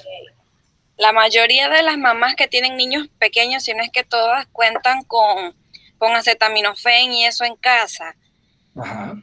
Bueno, digamos que comienzan a medicar al niño antes de ir a consulta. ¿Hasta a qué punto pueden decir tengo que acudir? Depende, volvemos nuevamente, depende de la edad. Si yo tengo un niño menor de 6 meses con fiebre en casa, llévelo al médico. Vaya al médico. Si ya es mayor de 6 meses, pues, y el niño está bien, está comiendo bien, y el pediatra ya le dio, o el médico le dio las indicaciones de que si el niño le da fiebre puede usar este medicamento, a esta dosis, no pase de esa dosis, y el niño se mantiene bien, pues pueden esperar 24 horas para ver si el niño mejora y no tienen que llevarlo. Pero si la fiebre persiste 2 días o más, mejor es llevarlo. Es mejor llevar al niño y revisarlo, que lo revise el médico general o lo revise el pediatra en el centro de salud y saber que no tiene nada, a quedarse con un niño en casa con un cuadro febril que no sabemos qué es lo que está ocurriendo. Lo que sí no está indicado es ir con ese niño directamente para el cuarto de urgencia del hospital especializado, no tiene lógica. Hay que ir al centro de salud a que lo revisen para ver qué hay, ¿no? Si el médico allá considera, entonces lo va a mandar para el hospital. Pero eso nuevamente es educación, es educar a la gente cómo usar el sistema. Que ellas pueden ir al centro de salud, que en el centro de salud van a ser evaluados y que si es necesario, pues los van a enviar. Pero sí, la mamá puede tener medicina para la fiebre en casa, se le debe indicar cómo usarla, que no sobrepase una determinada dosis y decirle a la mamá, ok, usted, si el niño comienza con fiebre, usted le puede dar esta dosis de acetaminofén, se la da cada 6 horas. Recuerden, ya ahí la clase decía, las dosis equivalentes de ibuprofeno y de paracetamol son 15 miligramos de paracetamol cada 6 horas versus 10 miligramos por kilo de ibuprofeno cada 6 horas, cada 6 a 8 horas, puede ser 6 a 8 horas. Entonces, esas son dosis equivalentes. ¿Cuál usamos nosotros con más frecuencia por más seguridad? Acetaminofén, paracetamol. Entonces, si usted le calcula a ese niño 15 miligramos por kilo cada 6 horas, usted le dice a la mamá cómo darlo, que no pase de esa dosis, él la puede tener en casa y si el niño hace fiebre en la noche, darle, vigilarlo y a la mañana siguiente me lo trae al centro de salud para ver qué es lo que está pasando. Muchas veces me lo van a traer y no voy a encontrar yo nada tampoco, pero yo hago el proceso de descarte, es decir, busco señales de alarma, si no encuentro señales de alarma. Si es un niño menor de 6 meses, lo más probable es que lo mande al hospital. Si es un niño mayor de 6 meses, entonces sí voy a basarme mucho en la clínica para ver si lo manejo ambulatoriamente o requiere algún otro tipo de manejo. Entonces es muy variable, pero sí puede, la mamá puede, de hecho, sobre todo cuando el cuadro febril comienza en la noche, darle el medicamento recuerden, para que se sienta mejor el niño, no para bajar la temperatura, hasta que el niño pueda ser evaluado entonces en un centro de salud. Eso me lleva a otro tema, Biodelis, relacionado con la fiebrefobia, las intoxicaciones por acetaminofén, por paracetamol. ¿Por qué? Porque precisamente por el miedo que le tiene la gente a la fiebre. Ok, el niño tenía catarrito. Fueron a la farmacia y le compraron alguno de estos jarabes que vienen disque antigripales, pero la mayoría tienen acetaminofén, la mayoría lo tienen incluido, pero la persona no sabe. Y además esos jarabes deberían estar contraindicados en niños menores de 5 años, no deberían ser venta sin receta médica, deberían ser con receta médica, pero la gente los compra y se los lleva y se los comienzan a dar al niño, a veces al niño chiquito, y ya ese jarabe trae acetaminofén. Pero como sigue con fiebre, además del que traía el jarabe ese, que ellos no sabían que lo tenía, le dieron el paracetamol que le habían dado en el centro de salud y le dieron una dosis. Pero llegó la abuela y el niño seguía con 38, ni siquiera, como dice Angélica, ni siquiera es 39, tenía 38. Ay, no, ese niño sigue con fiebre, ¿no? Y ¡pum!, le ponen un supositorio. Mire, ya tomó el jarabe antigripal con acetaminofén. Le dieron la dosis que se le había indicado de acetaminofén, ya sea en gotas o en jarabe de acetaminofén, y además le pusieron un supositorio, que ojalá haya sido el de 100 y no el de 300, porque hay de 100 y de 300. La mayoría de la gente tiene en la casa el de 300. Miren, una dosis única de acetaminofén que sea entre 75 a 80 miligramos por kilo, pues es tóxica. Pero si acumulo 100 a 120 miligramos por kilo en un día, es tóxico. Y eso, el problema es que las manifestaciones iniciales de toxicidad pueden pasar inadvertidas. ¿Por qué? Porque son náuseas, vómitos, y la gente lo interpreta que es por la misma enfermedad que tiene el niño y no que se está intoxicando con acetaminofén. Entonces, ¿cuál es el mensaje para ustedes?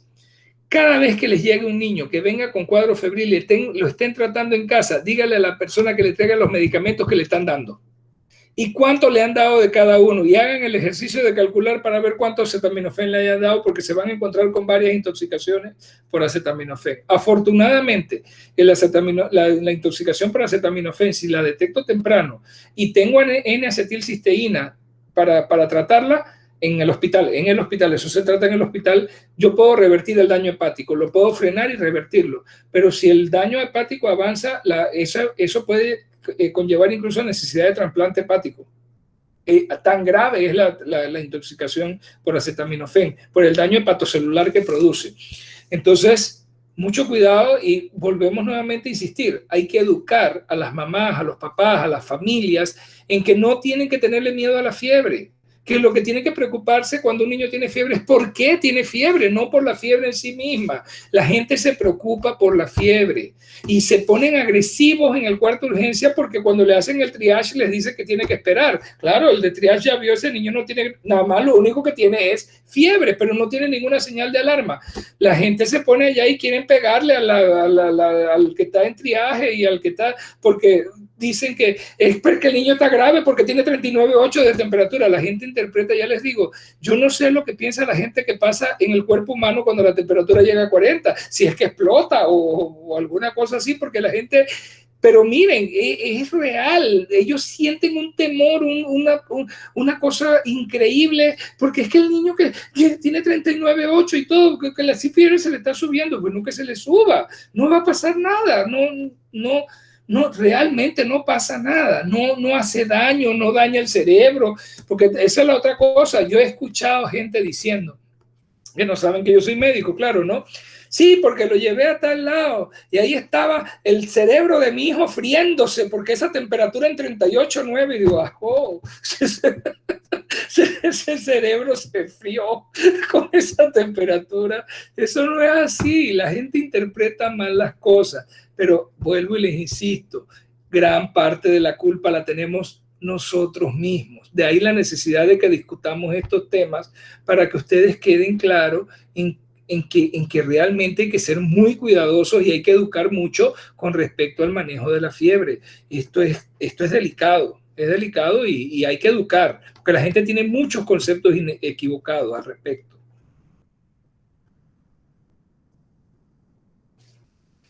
A ver, ¿qué otros comentarios? Muy poca gente hablando hoy, están hablando los mismos, Biodelis, Angélica, Siham. ¿Quién más tiene comentarios? Buenas noches, doctor. Hola, Lady. Doctor, una pregunta. En el caso de los niños que tienen vómito y tienen fiebre, por ejemplo, se tiende a decir que la fiebre les provoca deshidratación. Sí, entonces, la fiebre empeora la deshidratación, sí, así es, Lady, sí. Entonces, en ese caso de esos niños, a veces, por ejemplo, a mí me ha tocado ver en los hospitales y eso, cuando me llevaban a mí algo que decían, no le den líquido a la niña cuando estaba vomitando, o veo que le dicen que no la manden a tomar agua en este momento porque le empeora los vómitos. ¿Cómo se maneja en ese caso a un niño así? ¿Cómo lo manejamos cuando vimos diarrea, ladies? ¿Qué recomendación decía en la clase de diarrea cuando el niño estaba vomitando y usted le quería dar plan B para ver si toleraba? ¿Qué recomendación se le daba a la mamá? Ay, Dios, el niño con deshidratación. Ajá. Se me fue ahorita, doctor. Justamente estaba pensando eso y lo iba a decir, pero se me fue completamente la idea. En ese caso era... ay, no puede ser. Pequeñas cantidades. Ajá, eso. Y preferiblemente fría. Si tenemos la manera de darle solución de, si está deshidratadito, si le tenemos la manera de darle solución de rehidratación fría, en el Hospital Ovaldía tienen una neverita en el cuartito de rehidratación oral, donde las soluciones de rehidratación están frías. Entonces se le da la indicación a la mamá, dele por cucharitas, dele poquita cantidad pero frecuente, pero no se le debe decir que no le dé líquido si el niño está deshidratado y lo que tiene es sed. Probablemente beba con avidez. Lo que hay que darle es pequeñas cantidades frecuentes, pero no está mal decirle que no le den líquido, y más si tiene fiebre, más se está deshidratando. Entonces la hidratación es parte importante, pero si el niño tiene vómitos, recuerden siempre, la manera más efectiva de cohibir los vómitos es darle los líquidos fríos en pequeñas cantidades frecuentes, hasta que vayan cohibiendo los vómitos. Ahora, si el niño o la niña siguen vomitando a pesar de la técnica de darle pequeñas cantidades, entonces, ¿qué haría usted, Lady? Si está deshidratado. Ya allí se le colocaría una solución intravenosa para como aprendimos en el taller, le calcula el déficit que el niño tiene, se lo calcula con lactato de Ringer, le puede dar la mitad en las primeras 4 a 6 horas del déficit calculado y le agrega glucosa para que no haga hipoglucemia al niño. Así mismo como vimos en el taller de líquidos de la clase cuando dimos diarrea. Porque sí, puede ser que los vómitos sean tan persistentes precisamente por la misma deshidratación, que a veces uno ni dándole pequeñas cantidades logre cohibir los vómitos. Entonces se le puede poner una venoclisis y rehidratarlo, y luego apenas el niño mejora, comenzarle de una vez los líquidos vía oral. Incluso todavía no le ha terminado de pasar la venoclisis, se le puede comenzar a dar líquidos orales, y si ya tolera, pues cuando se termina la venoclisis se terminó y lo sigue hidratando por vía oral. Pero la primera línea de hidratación, si el niño está consciente, si está alerta y quiere beber, la primera línea de hidratación debe ser la rehidratación oral, siempre, siempre. Así que eso que usted escuchó, incluso cuando usted era pequeñita, eso no está bien. Al niño hay que darle líquido. Si está deshidratado y quiere beber, es porque está deshidratado, hay que darle líquido. Lo único es que si está vomitando, se le dan líquidos fríos. Puede ser y debería ser solución de rehidratación oral fría en pequeñitas cantidades, puede ser por cucharita, 5 cc a 5 cc, 5 cc a 5 cc, y se espera 10 minutos o 5 minutos entre cada toma, y si el niño lo va tolerando, a medida que lo va tolerando, le vamos aumentando las cantidades hasta que lo vayamos rehidratando. ¿Cómo se lo calculamos? Pues dependiendo del nivel de deshidratación que tenga, le puedo calcular entre 50 a 100 mililitros por kilo de solución de rehidratación para dársela en las primeras 4 horas que va a estar ahí bajo vigilancia conmigo. Lo vigilo. Si se mejoró, pues lo mando para la casa. Eso por los vómitos. Y la fiebre, ok, puede ser que la fiebre sea por la misma gastroenteritis que tenía. Entonces ya sabemos que la gastroenteritis es autolimitada, que no necesita otro tratamiento, nada más que los 3 pilares.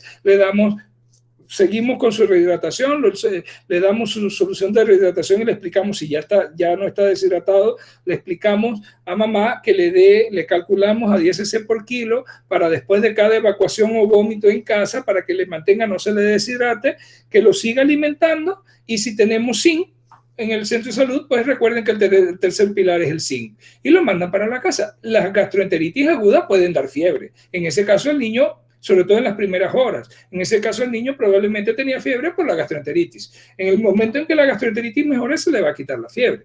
Pero sí, no es ninguna contraindicación el hecho de tener vómitos de darle rehidratación oral. Todo lo contrario, la primera línea de rehidratación debe ser la rehidratación oral, tanto para la gastroenteritis como para cualquier tipo de deshidratación. A veces los niños vienen deshidratados nada más por la fiebre. Por la misma fiebre vienen deshidratados. Y bueno, le podemos dar su solución de rehidratación y vigilar que la tolere bien, rehidratarlo, y eso incluso va a ayudarlo a que baje la temperatura, porque a veces están la fiebre ha sido tan intensa que ellos no querían comer, no querían tomar nada, la misma fiebre le aumenta las pérdidas de líquido, las pérdidas insensibles, y pueden venir deshidrataditos nada más por el hecho de tener fiebre. Así que eso hay que tenerlo presente, y recuerden siempre, la primera línea para rehidratar a un niño es la vía oral, es la mejor, es la mejor. Si el niño tolera, vía oral. Gracias, doctor. Doctor, y en el caso de que la mamá no pueda ir a un centro de salud o a un hospital, en la casa, ¿cómo se le aconsejaría si, bueno, no se tiene el SIG ni las soluciones? ¿Qué le podrían dar ellos para volver a hidratar al...? La mejor forma para evitar cualquier tipo de trastorno hidroelectrolítico es usar las soluciones de rehidratación oral. En la metodología comunitaria, si usted revisa las prácticas claves que discutimos el año pasado, hay una que se refiere al manejo domiciliario de la diarrea, y ahí le explica que lo mejor es tratar de buscar solución de rehidratación oral para darle al niño, ya sea de las comerciales o de las que vienen ya preparadas o en sobrecitos, y prepararlas de acuerdo a cómo vienen las indicaciones del sobrecito. Pero también en esa misma de las prácticas claves hay un indicador, hay una indicación de cómo preparar una solución hidratante en casa, temporal, para irle dando al niño mientras se pueden trasladar al centro de salud, sobre todo en áreas muy alejadas. El problema de eso es que preparar esa solución puede llevar errores, y el niño puede deshidratarse más por errores en la preparación. ¿Qué hacíamos cuando yo trabajaba en Oriente para disminuir este tipo de problemas y para que estuviera disponible en la mayor cantidad de poblaciones de esas de difícil acceso, las soluciones de rehidratación? Se trabajaba con los promotores de salud y con los asistentes de salud. En el tiempo que yo estaba allá en Oriente existía el asistente de salud. El asistente de salud realmente era alguien de la comunidad al que se le daba capacitación, entrenamiento en ciertas cosas, y ellos vivían cerca, estaban cerca, y ellos tenían allá en su casa, claro, y estaban entrenados para usarlo, tenían soluciones de rehidratación oral, sobrecitos con sales para la rehidratación oral, tenían acetaminofén, paracetamol para la fiebre, tenían ciertas cosas que eran importantes tener para manejar eso mismo que le preocupa a Lady. Entonces las familias sabían que si un niño tenía diarrea y era de noche y no lo iban a poder sacar, y ellos viven muy lejos, ellos sabían que a 10 minutos a pie vivía el asistente de salud, y que el asistente de salud les podía resolver porque tenía los sobrecitos de rehidratación y todo, y incluso él se los preparaba y se los daba preparado para que ellos se lo llevaran a casa y les fueran dando allá al niño hasta que amaneciera y pudieran sacarlo, y porque les recomendaba, apenas amanezca y lo puedan sacar, sáquenlo, llévenlo al centro de salud más cercano para que lo puedan tratar, ¿no? Así que sí, lo mejor son las soluciones de rehidratación oral. Cualquier otro líquido puede ser contraproducente y podría producir más problemas que beneficio. Gracias, doctor. Sí, es que como decía la compañera Angélica al principio, hay veces hay padres que no saben, no manejan bien, y cuando se ve el niño tras una fiebre, una diarrea o vómito, se ve completamente con los signos característicos de deshidratación, y pues uno trata como de orientarlos a ellos a darle un manejo adecuado a sus bebés. Bueno, gracias, doctor. El punto, Lady, es que lo que yo les decía al principio, educar cada familia, a veces es muy difícil porque nunca terminamos. Estos son conceptos y cambios que deberíamos manejar utilizando la metodología comunitaria, es decir, utilizando a los líderes de la comunidad, cambiar la forma en la que la gente ve y maneja ciertas enfermedades. Por ejemplo, la fiebre, la rehidratación en los casos de diarrea, cómo hidratar a un niño en casa. Esas son cosas que las mamás pueden aprender, pero necesitamos hacer un trabajo educativo tremendo. Hacerlo uno por uno, familia por familia, es muy difícil, pero si lo hacemos con la comunidad, se nos facilita, y la misma comunidad nos va a facilitar hacer el cambio. Entonces, de ahí la importancia de la metodología de trabajo comunitario.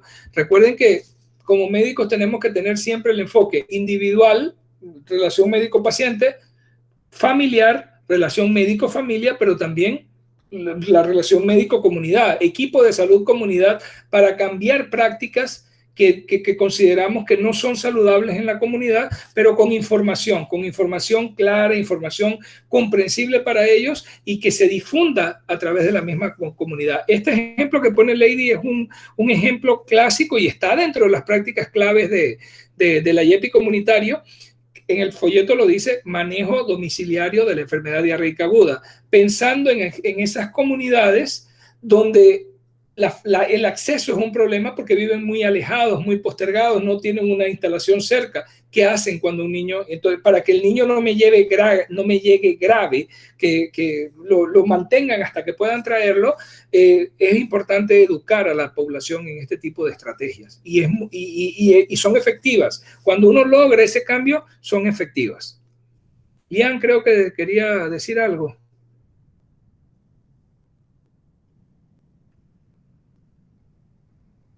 Diga, Lian. Ya bajó la manito. Debe ser que no quería decir nada, entonces. A ver, ¿quién más quiere participar?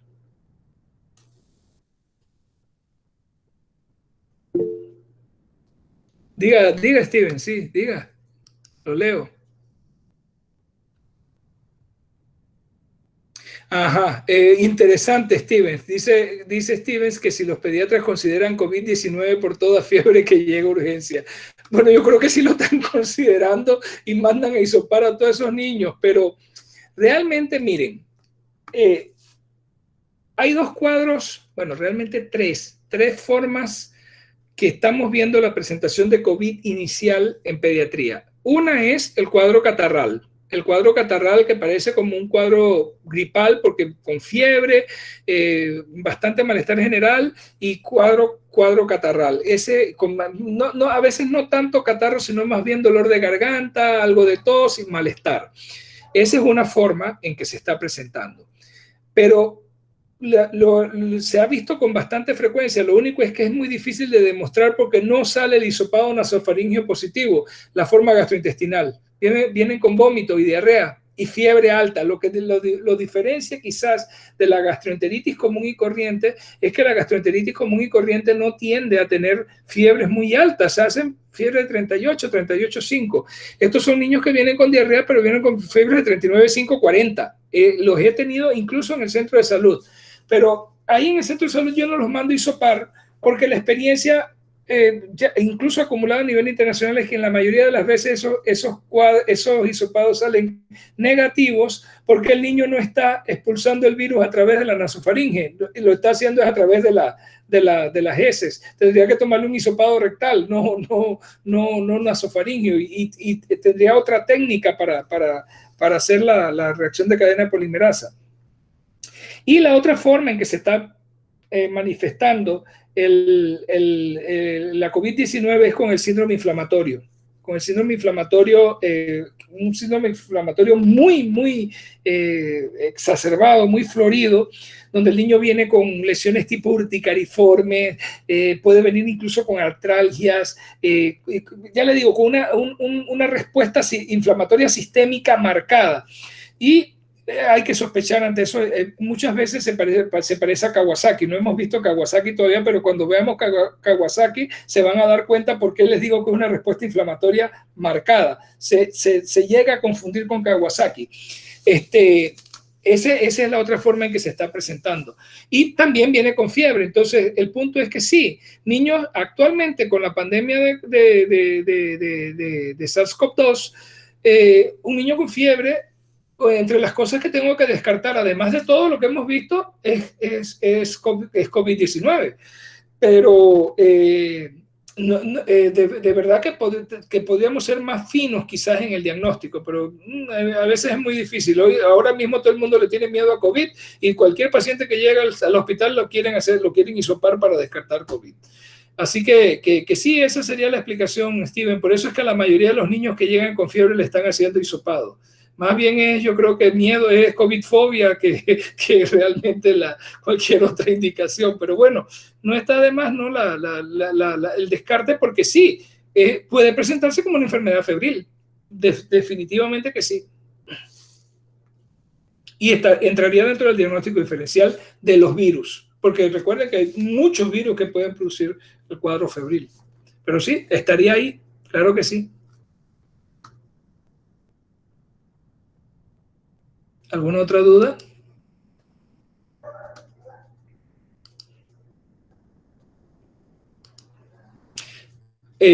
Ahí en uno de los artículos hablaba, no me han preguntado de eso, también el nivel de la fiebre, o sea, si la temperatura está a determinado nivel. Miren, en niños pequeños no usamos el nivel de la fiebre porque un niño puede venir con 38,5 y tener algo grave. ¿Ok? Entonces no es tan útil. En niños más grandecitos, ya los de 6 meses en adelante, una temperatura de 39 grados o mayor con afectación del estado general me puede indicar que puede tratarse de algo grave. Sin embargo, no puedo fiarme solamente del nivel de temperatura para clasificar la gravedad del cuadro febril o del cuadro que está causando la fiebre. Me puede servir como orientación, pero no puedo basarme solamente en eso. Y la otra cosa es la duración de la fiebre. Para que una fiebre comience a llamar la atención, como que puede, no en cuanto a gravedad, sino en cuanto a orientación diagnóstica, en el único caso que me sirve es en Kawasaki, que por eso digo, no lo hemos visto todavía, cuando lo veamos se van a dar cuenta por qué. El primer criterio clínico, que es sine qua non, si ese criterio no está, no podemos pensar en Kawasaki, es fiebre continua por 5 días o más. Es decir, ahí nos ayuda a establecer un diagnóstico, una sospecha diagnóstica, el hecho de que un niño tenga 5 días, sobre todo si es menor de 5 años, 5 días o más con fiebre continua. Entonces, es decir, hace fiebre todos los días, no que le dio fiebre el primer día, el segundo no, y después el tercero, no. Tiene que tener fiebre todos los días por 5 días por lo menos.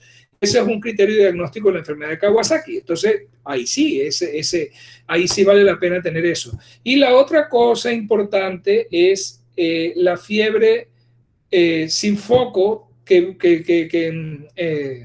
en adultos ustedes la conocerán como fiebre de origen por determinar. Es el niño que tiene más de 7 días, es decir, 8 días o más con fiebre y no encontramos un foco. Ese niño amerita estudiarlo.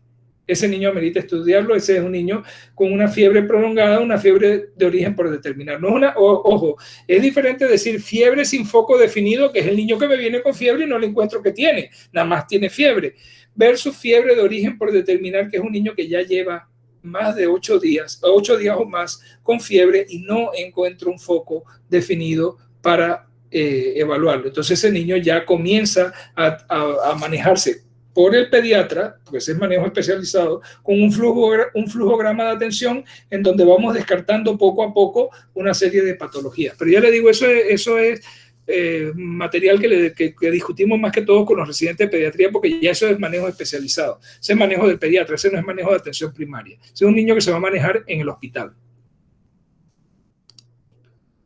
Joanelli dice... La hora o intervalo en que el paciente presenta la fiebre también puede orientar a la causa o tiene... Ajá, ok. Eso me ayuda un poquito, por ejemplo, en cuando sospecho malaria, la periodicidad de la fiebre. Pero, por ejemplo, tuberculosis, que se habla de fiebre vespertina, pero en niños, sobre todo en niños pequeños, es muy raro que el cuadro de tuberculosis me vaya a dar así con fiebres vespertinas y todo. Me da un cuadro de una neumonía que no responde al tratamiento convencional.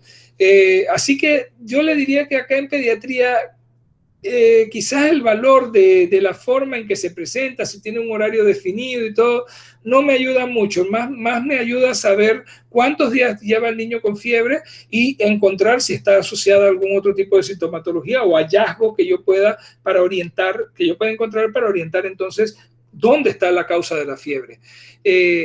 No es tan importante si la fiebre tiene un comportamiento específico de horario y todo eso. Mire que ni siquiera lo consideramos todo. La periodicidad de la fiebre puede ser importante, por ejemplo, en malaria. Recuerden que en malaria, dependiendo del parásito, los accesos febriles se presentan con determinada periodicidad. Pero aquí en Panamá, casi siempre cuando hablamos de malaria, hablamos de Vivax, que es por lejos el que es más frecuente. En algunos casos hay falciparum, que casi siempre son importados del área del Caribe colombiano, pero casi siempre va a ser Vivax. Y ya en Panamá los focos de malaria, eso lo vamos a ver cuando veamos malaria, los focos de malaria están muy circunscritos, son muy definidos. No hay malaria por todos lados, ¿no?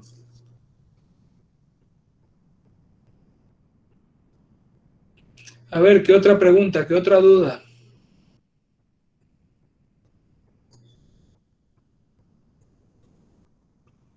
Bueno, si no hay más dudas, quedamos hasta aquí entonces. Doctor, una pregunta.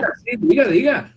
Si a nosotros nos llega un paciente con fiebre, digamos altita, y de una vez reconocemos que ya viene con signos de, como usted decía, como ya decaído. Se ve feíto, exacto. De una vez, o sea, sé que hay que hacerle los debidos exámenes, pero si él ya viene y ya sospechamos, digamos, de algo que no es una simple fiebre, ni un virus, ni ¿cómo se procede? ¿Se le da medicamento? ¿Dónde está usted, Siham? ¿En el centro de salud o en el hospital? En el centro de salud. Ok, si usted tiene un cuadro febril grave, así como me lo está describiendo, usted tiene que estabilizar y mandar inmediatamente para el hospital. Si usted sospecha que la causa es infecciosa, comience el antibiótico, la primera dosis de antibiótico. Si es un niño de más de 3 meses, le pone un antibiótico. El antibiótico que está indicado en los mayores de 2 meses en adelante, porque ya no vemos los gérmenes del recién nacido, es la ampicilina. Ampicilina sola, porque ¿cuál es el germen más frecuente bacteriano que podemos encontrar? Neumococo. Así que, y la ampicilina le sigue pegando a neumococo en nuestro medio. Por lo tanto, a la dosis que usted conoce ya, 50 miligramos por kilo, la primera dosis se le aplica, ya sea intravenoso, intramuscular, según usted, si alguien lo puede canalizar, pues mejor intramuscular. Recuerde, ¿cuáles son las medidas de estabilización? Si el niño tiene dificultad respiratoria, póngale oxígeno.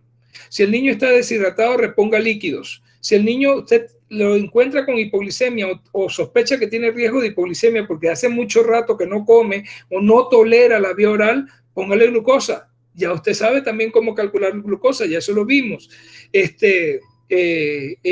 Y refiere a ese niño urgentemente al hospital porque ese niño está grave. Usted misma lo ha dicho, es un niño que no tiene solamente un cuadro febril, tiene un cuadro febril grave, está decaído, con alteración del sensorio, no puede comer, tiene rato que no come nada, está deshidratado. Ese niño probablemente tenga, ¿qué puede tener, Siham? Puede tener infección de vías urinarias, puede tener una sepsis urinaria. ¿Ah, Siham? Bueno. Sí, puede tenerla. Sí. Puede tener meningitis. Hasta meningitis, exacto. Sí, puede tener bacteriemia oculta. Claro que sí, puede tener cualquier cosa y usted en el centro de salud no va a saber, no hay manera que usted sepa, así que usted le pone la primera dosis de antibiótico, inicia líquido si es necesario, usted considere, vea a su paciente y todo lo que usted tenga que hacer para estabilizarlo durante el traslado, hágalo. Póngale lo que necesite. Está dificultad respiratoria, póngale oxígeno y mande ese niño para el hospital. En el hospital entonces tienen que dilucidar, ya eso es el nivel especializado, que ahí sí, ¿qué vamos a hacer? Era lo que yo les decía, la discusión. ¿Le hago la punción lumbar o no se la hago? Bueno, va a depender de la edad del niño y del estado en que yo lo vea. Siempre va a haber que tomarle un hemocultivo porque vino grave, va a haber que tomar un hemocultivo, un urinálisis con urocultivo y esperar los resultados para ver qué manejo le voy a seguir dando. Mientras tanto, le dejo el antibiótico. ¿Ok? Ahora, muchos de esos niños lo que tienen es un cuadro viral, pero ¿cómo iba a saber usted en el centro de salud? No tenía manera de saberlo. Incluso el médico que lo recibe en el cuarto de urgencia, hasta que no vea los exámenes, no va a tener manera de saberlo. Ese es el problema en pediatría. Y por eso es que la indicación es cuadro febril grave, se maneja como enfermedad grave. Estabilice, no pierda tiempo y mande ese niño rápidamente al hospital. Mire, mandarlo rápido, poniéndole la primera dosis de antibiótico, puede representar la diferencia entre la vida y la muerte de ese niño. Porque si ese niño tiene una sepsis, él se va a descompensar en cuestión de horas a minutos.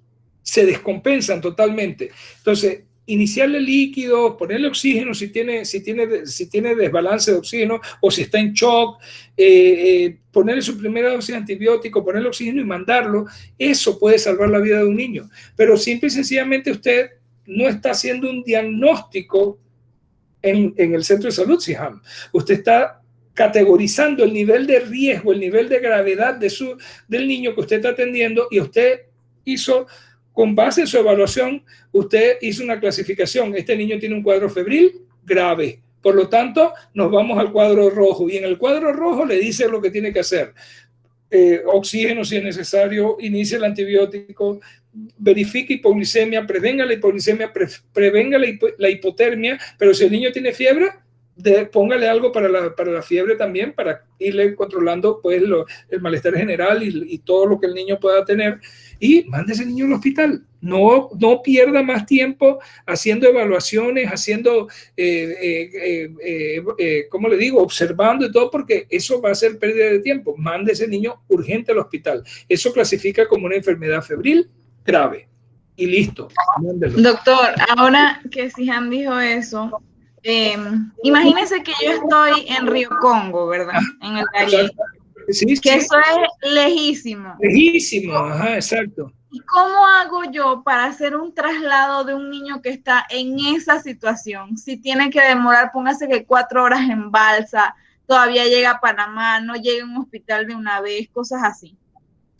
Por eso es que tenemos que mejorar los hospitales regionales. En teoría, ese niño debería llegar primero a La Palma o a ¿cómo que se llama que estaban haciendo? O a Tortí, porque ahí sí hay capacidad de resolución, capacidad de respuesta, para estabilizar al niño hasta que venga o el helicóptero o algún medio que deba estar definido para trasladar ese niño a un hospital de mayor complejidad. Eso lo que le indica a usted es la necesidad de trabajar en redes integradas de servicios de salud. Fíjese, se había avanzado bastante en eso. ¿Cómo?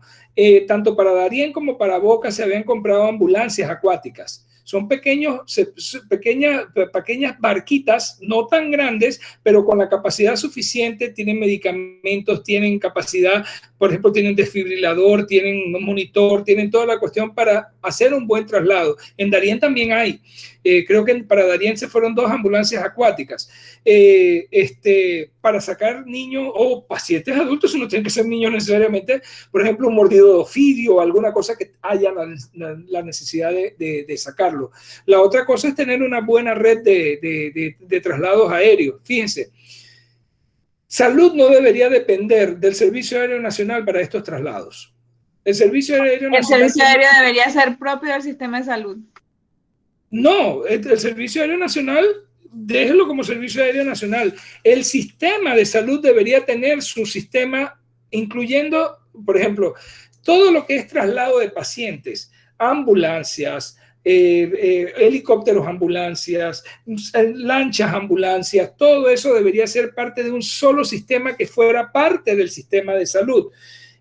Hay hasta un decreto del MINSA unificando el sistema de ambulancias en uno solo, pero ¿por qué no se pudo echar adelante?